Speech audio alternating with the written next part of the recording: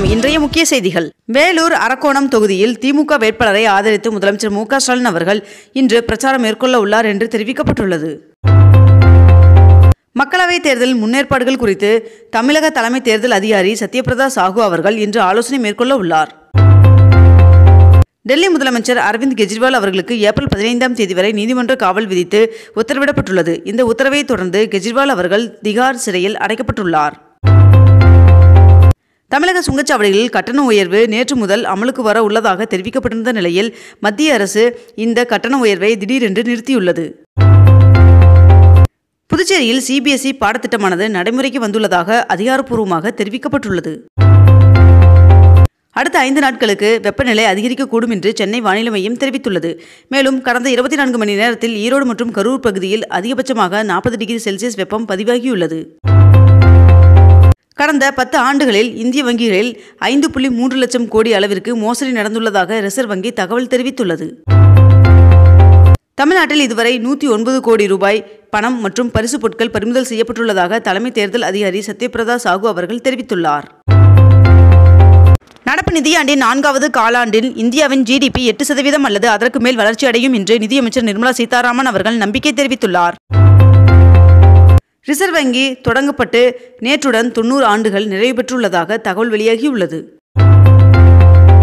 காங்கிரசுக்கு விதிக்கப்பட்ட 3500 கோடி ரூபாய் அபராதமானது தேர்தல் முடியும் வரை நடவடிக்கை இல்லை என்று வருமான வரித்துறை உறுதியளித்துள்ளது. திருப்பதி ஏழுமலையான் சுவாமி கோவிலில் மார்ச் மாத உண்டியல் காணிக்கையாக 118 கோடி ரூபாய் கிடைக்கப்பட்டுள்ளதாக தகவல் வெளியாகியுள்ளது. மக்களவைத் தேர்தலில் தமிழகத்தில் 950 வேட்பாளர்கள் போட்டியிட உள்ளதாக தகவல் வெளியாகியுள்ளது. டெல்லி மதுபான கொள்கையுடன் தொடர்புடைய பண மோசடி வழக்கில் விசாரணை நடத்த அம்மாநில அமைச்சர் கைலாஷ் கெலாட் அவர்களுக்கு அமலாக்கத்துறை சம்மன் அனுப்பியுள்ளது. ஏப்ரல் 1ஆம் தேதி முதல் ஜூன் 30ஆம் தேதி வரையிலான காலாண்டிற்கான சிறு சேமிப்புகளின் வட்டி விகிதமானது ஜனவரி முதல் மார்ச் மாதம் வரை வழங்கப்பட்ட வட்டி விகிதமே தொடரும் என்று நிதி அமைச்சகம் தெரிவித்துள்ளது.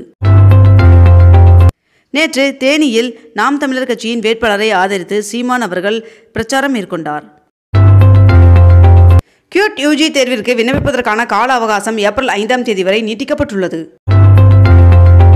தனுஷ்கோடி அரிசல் முனையில் கடல் சீற்றம் திடீரென அதிகரித்துள்ளதால் சுற்றுலா பயணிகள் செல்ல தடை விதிக்கப்பட்டுள்ளது.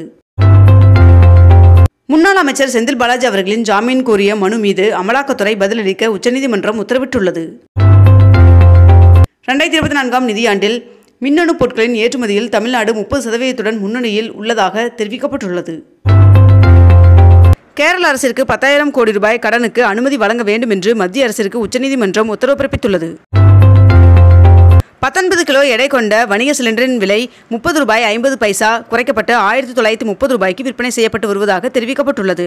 அதே நேரத்தில் வீட்டு உபயோக சிலிண்டரின் விலையில் எந்தவொரு மாற்றம் இல்லை என்றும் தெரிவிக்கப்பட்டுள்ளது. வாக்குப்பதிவு இயந்திரங்கள் அனுப்பி வைக்கும் பணி தொடங்கப்பட்டுள்ளதாக தகவல் வெளியாகியுள்ளது. இறுதி வேட்பாளர் பட்டியலின்படி கரூர் தொகுதியில் உள்ள ஒவ்வொரு வாக்குச்சாவடிகளிலும் 4 வாக்குப்பதிவு இயந்திரங்கள் பயன்படுத்தப்பட உள்ளதாக தெரிவிக்கப்பட்டுள்ளது. தமிழகத்தில் பிரச்சாரத்திற்காக 2 நாள் பயணமாக ஏப்ரல் 4ஆம் தேதி மத்திய உள்துறை அமைச்சர் அமித்ஷா அவர்கள் தமிழகம் வருகை தர உள்ளதாக தெரிவிக்கப்பட்டுள்ளது. சென்னையில் இன்று 22 கேரட் ஆபண தங்கத்தின் விலை சவரனுக்கு ஒரே நாளில் 680 ரூபாய் அதிகரித்து 1 சவரன் 51,640 ரூபாய்க்கு விற்பனையாகிறது. அதேபோல் 1 கிராம் வெள்ளியின் விலை 81 ரூபாய் 60 பைசாவாகவும் விற்பனை செய்யப்பட்டு வருகிறது. இத்துடன் இன்றைய தலைப்புச் செய்திகள் நிறைவடைகின்றன. மேலும் இதுபோன்ற அண்மை தகவல்களை உடனுக்குடன் தெரிந்து கொள்ள நமது அக்னிபூ சேனலை சப்ஸ்கிரைப் செய்து கொண்டு தொடர்ந்து இணைந்திருங்கள். நன்றி, வணக்கம்.